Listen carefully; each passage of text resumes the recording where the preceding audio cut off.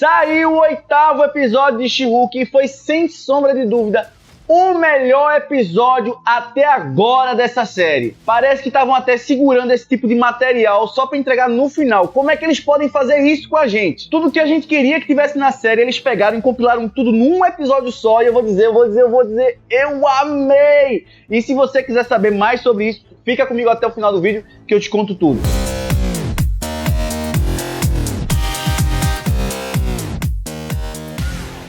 Fala, man! Tranquilo, Natana na área, e sejam muito bem-vindos a mais um vídeo do canal Natanamente. Mais especificamente, vamos falar de She-Hulk. Que episódio foi esse, cara? Finalmente eu tô falando que She-Hulk é bom. Eu, sério, pensei seriamente que a Marvel tinha perdido a noção de como é que faz uma série de qualidade. Já, assim, tudo bem que a gente tenta acreditar na parte boa das coisas, mas eu tava já perdendo as esperanças, eu tava quase naufragando, e finalmente chega um episódio de qualidade. Sério, tudo que a gente queria. Não tô falando nem só do Demolidor, eu tô falando da dinâmica, tô falando da trilha sonora,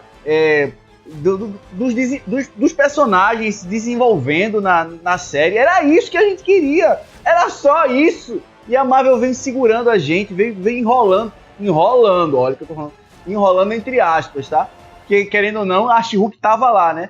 Só que eram episódios que estavam meio que enchendo linguiça, parecia, comparado com esse. Se a gente pegar todos os episódios da She-Hulk até agora, até o 7º pelo menos, e comparar com o 8º, o 8º é a série toda, era tudo que a gente queria na série da She-Hulk, era o 8º episódio. Poxa, que pena que acabou. Era pra eles terem pegado essa fórmula do 8º episódio, do alívio cômico engraçado, o alívio cômico engraçado, cara, muito bom.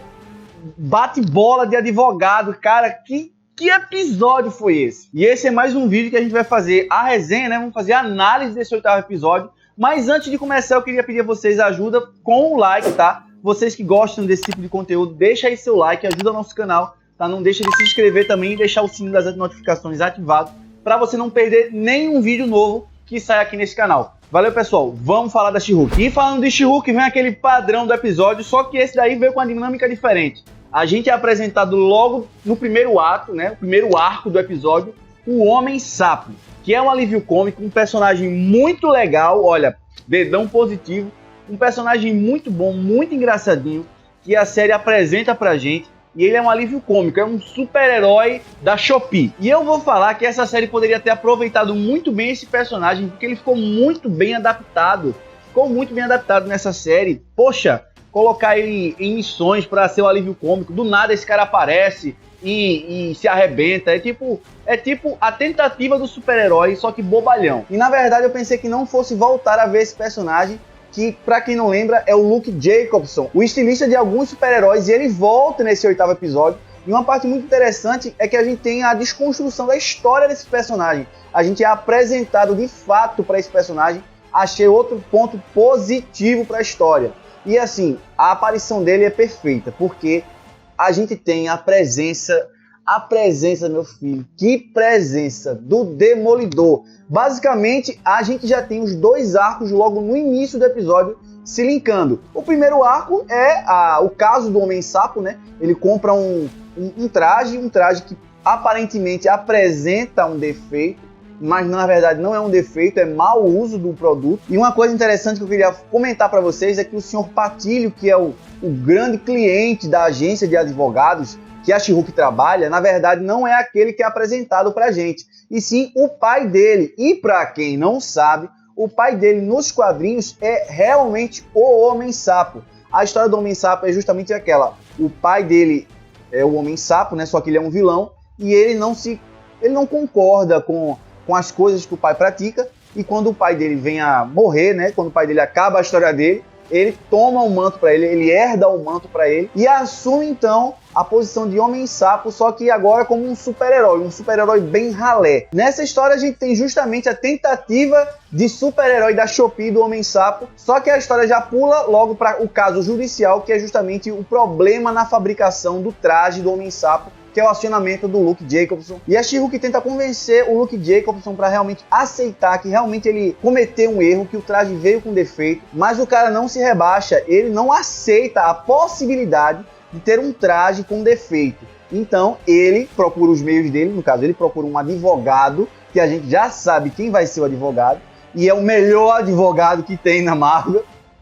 E ele procura então o Demolidor, no caso o Matt Murdock, para fazer a defesa do caso dele. E depois daí, meu filho, é uma chuva de espetáculo. Já começa a chuva de espetáculo na pausa dramática para a entrada do Matt Murdock. Cara, esse homem entrando nesse episódio é tipo a salvação da série. É como se você estivesse vendo a salvação da série, a entrada desse cara no episódio. Ele entra e já conta a piadinha dele, e já vem com a bengalinha dele. Meu filho, que é aquilo? E vamos também falar um detalhe. Pela primeira vez, a gente viu um bom episódio de uma série que, querendo ou não, fala sobre advogados. A gente tem uma excelente, uma trocação de socos, assim, na parte trabalhista, né? Uma troca franca de socos. De um lado o Matt Murdock, do outro lado a Jennifer Walters. Um responde aqui, o outro responde aqui e não para. E só os advogados falam na sessão. E assim, cara, que espetáculo foi esse? E a gente sabe que ele é um excelente advogado. Só que nesse caso aí, ela é tão boa que já até venceu o Demolidor nos quadrinhos. Só que nesse caso, ela levou uma surra, comeu areia. E nessa cena aí, queria falar uma coisa que foi muito interessante que o Matt Murdock fala, que é justamente os super-heróis, depois do Tratado de Sokovia, ou antes, eles não podem ser vistos como celebridades. Apesar de que alguns adotam esse tipo de ibope para eles, né, como celebridades. Porque a situação do super-herói é um completo risco constante. Então, todo momento, existem pessoas intencionadas em praticar o mal para com aquele indivíduo. E mesmo que ele queira revelar a identidade para o público, não quer dizer que os outros que têm uma identidade secreta não necessitem manter essa identidade secreta, porque tem entes queridos envolvidos, tem toda uma questão. Então, ele aborda assim, com seriedade esse lado, e eu achei incrível. E como a gente já tem a definição da personagem, né, o padrão de círculo de amizade, o padrão de círculo social da Jennifer Walters, logicamente o Homem-Sapo não passa de um pilantra, um cara aproveitador, um abestalhado. Ele usa combustível de avião no traje dele e estava bem especificado pelo Luke Jacobson que não era para usar combustível de avião. E por conta de mau uso, o caso basicamente ali já é encerrado e, infelizmente, ela não só perde, mas ela perde de um jeito humilhante para o Demolidor. Logo depois dessa cena, a gente já sabe que o Demolidor já faz parte do segundo arco do episódio, não só como um advogado que está participando ali, mas ele é um personagem independente, um outro super-herói presente no episódio, né? E depois eles vão para um bar e eles têm aquele momento que eu vou dizer, cara, que momento legal para Jennifer Walters. Pela primeira vez, a gente vê uma pessoa que não é a amiga dela, né, a secretária dela, tratando a Jennifer Walters de uma forma boa, valorizando a Jennifer Walters. É interessante que o Demolidor, ele fala com a Jennifer Walters de uma forma como se realmente achasse ela incrível, porque ela tem a capacidade de ajudar a sociedade dos dois lados da moeda. E logicamente nessa conversa, né, nesse after depois do tribunal, tem a primeira provocação do Demolidor para Jennifer Walters, para transformar ela de fato numa super-heroína, para que ela se enxergue como uma super-heroína. E assim, vou te falar, querendo ou não, a gente gosta da personagem. A personagem não é ruim, apesar da série até então ter se enfraquecido, a personagem não é ruim. E quando você vê a provocação dele, a mudança, a metanoia na cabeça dela, para que realmente a She-Hulk não é só importante para os holofotes, ela também é importante para a sociedade. Isso é muito legal. Aí você começa, poxa, cara, por que esse episódio não veio logo no começo? Por quê, meu Deus, por quê? Uma parte muito legal é que ele diz para ela que ela tem a capacidade, se ela quiser, de ser o melhor dos dois mundos. E isso, lógico, ele está falando do mundo social, né, onde vivem as pessoas normais, e do mundo dos super-heróis. Ele fala pra ela que a Jennifer Walters cuida das pessoas quando a sociedade falha, e a She-Hulk tem um outro papel que é importante igual, que é cuidar das pessoas quando as leis falham. Então ela pode ser o melhor dos dois mundos se ela quiser. Isso aí já vai mexendo na cabeça dela para que ela venha a se tornar uma heroína de verdade. E tava tudo muito bom até que o Todd, aquele cara de Baywatch, aquele carinha, chama ela novamente para um encontro, né, disfarçado de trabalho, tentando questionar a qualidade do serviço da empresa de advocacia dela, e chama ela para um evento, no caso para um encontro, e ela vai pensando que é trabalho, mas aí ela percebe que é mais uma tentativa do Todd de se aproximar, de tentar ganhar alguma coisa. E eu vou falar desse Todd que claramente já está claro que ele é o Rei Hulk, né? Aquele personagem que está ali por trás da inteligência. Até na cena final, que depois eu vou comentar aqui, o semblante da pessoa encapuzada parece muito com ele. E tudo indica que o real motivo de tanta raiva da She-Hulk é justamente porque é um problema amoroso, na verdade um problema da cabeça dele, porque ele não consegue aceitar a rejeição. Um cara com muito dinheiro, que se acha muito, mas não consegue aceitar a rejeição de uma mulher, e realmente ele é repugnante. Uma mulher normal, a não ser que fosse por interesse, mas uma mulher normal jamais chegaria a cogitar se apaixonar por um cara desse. Mas depois desse momento desagradável, aí, meu filho, é só sucesso, porque a gente vê a She-Hulk indo fazer a defesa, no caso, defesa física, né? A defesa pessoal do Homem-Sapo, e aquele momento, cara, dela botando a roupa, botando o traje, cara, que sensação boa. Parece que as coisas começaram a andar a partir daí, e a partir daí também é só espetáculo. É só fanservice, é só coisa boa. E se a gente tá falando de coisa boa, vamos começar fazendo a clara comparação do Demolidor da Netflix para o Demolidor que a Marvel tá apresentando, no caso no MCU, certo? E claramente a gente vê que não é o mesmo personagem, apesar de ser o mesmo ator, não é o mesmo personagem. O Demolidor da Netflix, ele tem um ar mais gore, uma coisa mais dark, assim, só que a gente vê uma diferença até no semblante do personagem. O Demolidor, ele tá de alguma forma mais leve, tá mais tranquilo, e isso não é coisa que vai de encontro aos quadrinhos, não, porque aquele Demolidor que a Netflix mostrou é o melhor. Não, o Demolidor é um personagem que vive suas fases, tá? Tem momentos realmente que ele fica num clima mais tenso, mais investigativo, uma coisa mais séria, mas também tem os seus momentos de leveza, seus momentos em que ele sorri, não é 24 horas Batman, aquela coisa quadrada, tensa sempre. Então ele tem os seus momentos de family friendly, ele é aquele cara que pode ser legal, entendeu? Eu não queria, assim, já de cara falar, porque até então a gente só viu um episódio com o cara, mas eu acho que eu tenho a liberdade de dizer, esse aí é o meu Demolidor. Não tem como comparar, porque a Netflix apresentou um ótimo personagem. Foi uma série muito marcante, muito boa, só que eu acho que o personagem é um pouco mais, é muito mais do que só aquilo ali. Um Demolidor muito humano, que apanha muito. O Demolidor na série da Netflix apanha muito. E eu acho que isso é um dos pontos que fez a série ser tão boa, porque mostra uma realidade bem violenta, e realmente é uma realidade violenta. E eu acho que essa pancadaria toda, no caso, apanhar tantas vezes, fica um pouco demais, mas a série é perfeita. Só que o Demolidor, cara, é aquilo ali. O Demolidor é um acrobata, é um cara que joga, usa os bastões, meu filho, os bastões. Tava lá com os bastões e joga os bastões. E o bastão bate na parede, bate na cabeça de um, bate na cabeça de outro. O mesmo bastão volta, e o bastão tem uma correntinha que ele joga assim pro lado, e a corrente solta o bastão, ele de costa, bate o bastão na cabeça do cara. Cara, o que é isso, meu filho?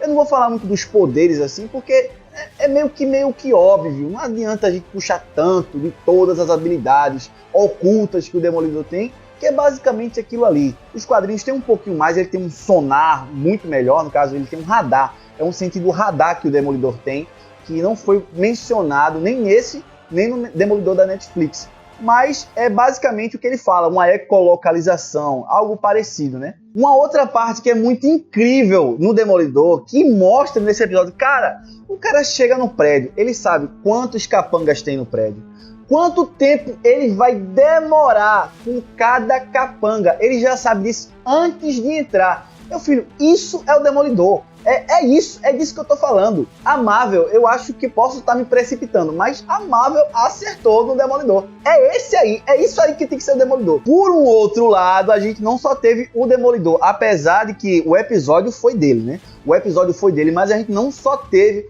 o Demolidor no episódio. A gente teve também a She-Hulk, e muito interessante foi ver a iniciativa dela, a iniciativa em querer participar. Dessa vez ela quer ser a super-heroína também. E, vamos lá, né? A presença do cara é diferenciada. A gente vê uns momentos em que a She-Hulk começa a se derreter pelo Matt Murdock. E eu vou dizer assim, a gente te entende. Porque a sensação de quem tá assistindo esse episódio pela primeira vez, que eu assisti umas 3 vezes para poder gravar esse vídeo, para montar um roteirinho legal para vocês, mas a sensação, você assistindo a primeira vez, a presença do Matt Murdock, do Demolidor, meu filho, a sensação é a mesma. Então, ela se derretendo de um lado e a gente se derretendo do outro. E a conclusão dessa confusão desses dois arcos se dá quando o Homem-Sapo se joga de uma maneira muito abestalhada de um prédio, né? Ele se joga do prédio que é o Covil, a Vitória Régia, o Covil do Sapo, o Homem-Sapo é a Vitória Régia. Ele se joga de um prédio e sem aparato nenhum, sem propulsor nenhum, sem capacidade nenhuma de sobreviver, mas ele sobrevive, só que fica todo quebrado. E aí a gente tem um momento que eu não sei vocês, mas eu comemorei, porque finalmente a gente tem um envolvimento, né, da She-Hulk com o Matt Murdock. Vou dizer pra vocês, eu sinceramente pensei isso.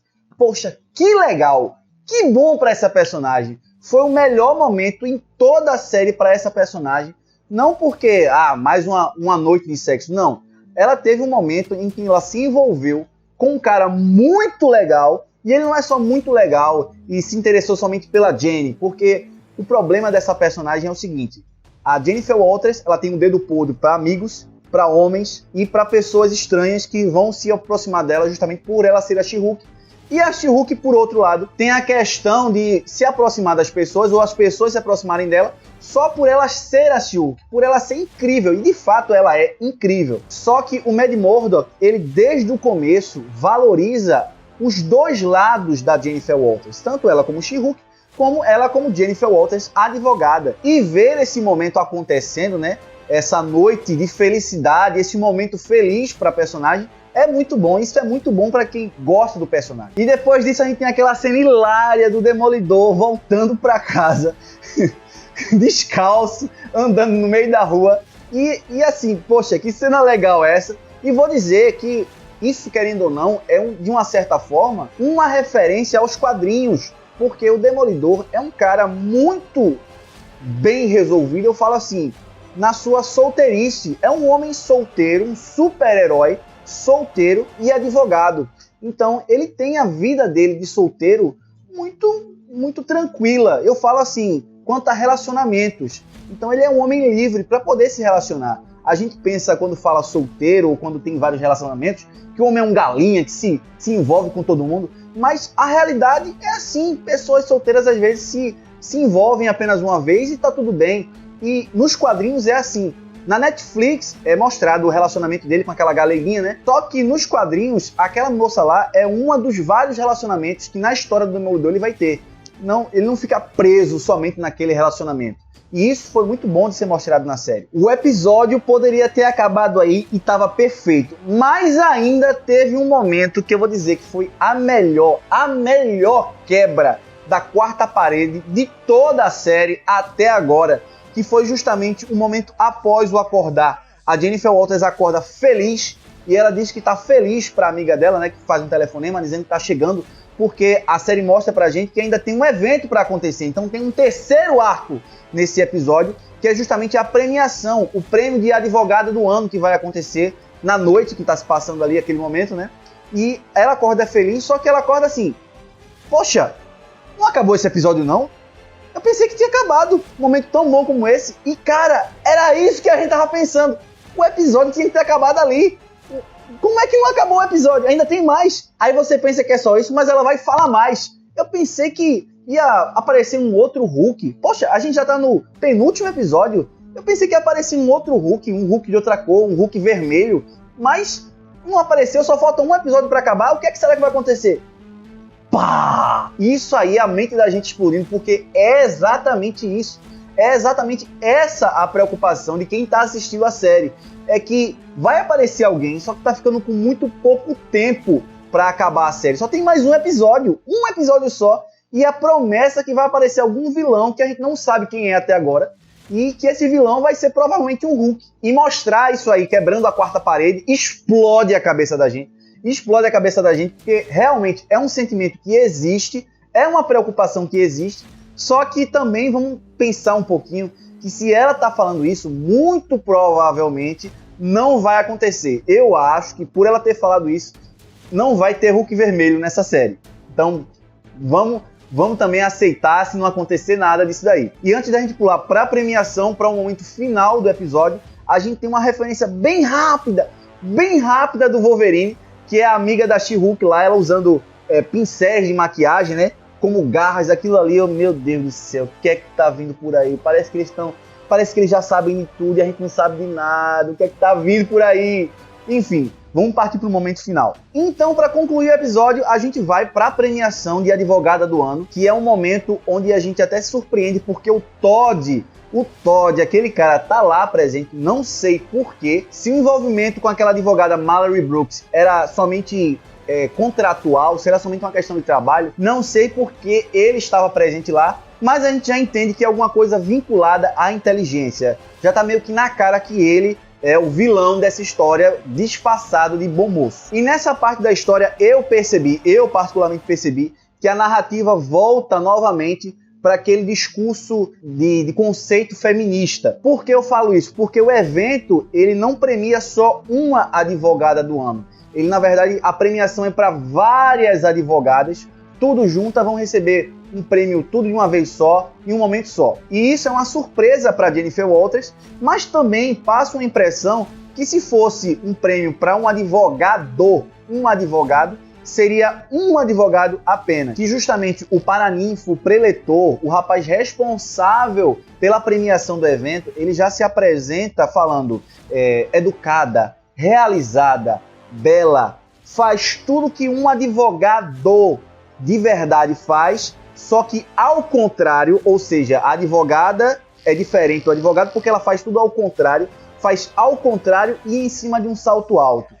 Que discurso para uma premiação de advogadas machista, você não acha não? As advogadas, elas têm um momento para fazer um breve discurso, e eu acho que se fosse usado somente o discurso da Mallory Brooks como referência para esse momento, já seria suficiente, porque é uma realidade que a mulher empregada em cargos importantes realmente vive, mas não era uma situação de tanta forçação de barra, porque a gente realmente está vendo que a série às vezes puxa muito para esse lado mais feminista, né, do apelo. Que ela fala assim, a Mallory Brooks fala assim, na hora de agradecer ela fala que elas têm o dobro do trabalho e metade do reconhecimento, e ainda tem que responder sempre a pergunta de como é que ser uma mulher e ser advogada. Então, se só fosse esse momento aí, já seria suficiente. A questão não é que foi bom ou ruim, é porque eu achei que foi demais. Seria suficiente se fosse só esse momento, mas está valendo. E também fica claro que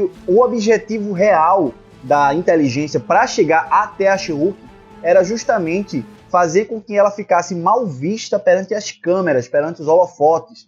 No caso é destruir a imagem de heroína da She-Hulk, mostrando uma cena que eu vou dizer que era uma violência. Tudo indicava que aquele Josh se aproximou da She-Hulk para justamente ter um momento onde ele pudesse ficar próximo e hackear o celular dela e ter acesso ao DNA dela de alguma forma. Só que ele chega a filmar um momento íntimo dos dois e publica isso num telão lá no meio desse evento. E tudo isso é o que culmina o estresse, a raiva brutal da She-Hulk no final, que mostra assim a realidade de ser uma Hulk. Tudo que o primo dela comentou para que ela evitasse, para que ela controlasse, acabou indo por água abaixo e aconteceu exatamente o que ele falou nesse evento, mostrando a gravidade, o perigo de ter um Hulk por perto. O problema é que não foi mostrado somente o Hulk enraivecido, no caso. Não foi somente mostrada a She-Hulk enraivecida. Foi mostrado ali também uma situação de violência e eu achei importante. Tá aí, pronto, uma situação que é íntima feminina, né, um problema íntimo feminino que acontece de verdade, mas foi mostrado de uma forma inteligente. Não é porque era a inteligência mostrando, mas realmente foi mostrado de uma forma inteligente, que é mostrar um crime. Isso que aconteceu, que aconteceu na série, é um crime. Muitas mulheres, inclusive brasileira, teve um caso aqui no Brasil de pessoa famosa, se não me engano foi a Sabrina Sato, que teve um vídeo, ninguém ficou aquela dúvida se era ela ou se não, mas depois ela fez até um vídeo dizendo que sofreu uma violência, que foi justamente um rapaz filmou, né, um momento pós-envolvimento lá, e isso gerou muita repercussão. O tempo às vezes acaba encobrindo, né, mas eu lembro porque eu assisti isso daí, eu realmente presenciei esse momento da história. Agora a dúvida vai ser a seguinte: será que esse último episódio vai ser somente um desfecho da prisão da She-Hulk, da imagem corrompida que mostraram dela, ou se realmente vão dar importância para essa violência que ela, como mulher, sofreu? E eu espero assim que deem essa importância, porque é um caso muito, muito delicado. E se souberem trabalhar isso com sabedoria, vai ser muito bom e vai crescer, vai ajudar a salvar a série. Eu acredito nisso. Pessoal, essa foi a análise do 8º episódio, que foi o melhor episódio, sem sombra de dúvida, de toda a série até agora. E eu espero que vocês tenham gostado da minha análise, do meu ponto de vista, dos pontos que eu absorvi desse episódio. E se vocês gostaram, vocês podem ajudar a gente deixando seu like no vídeo e acompanhando os vídeos, se inscrevendo, deixando o sininho ativado. Eu vou ficando por aqui, agradeço muito a vocês que estão nos acompanhando. Fiquem com Deus e eu vou nessa. Fui!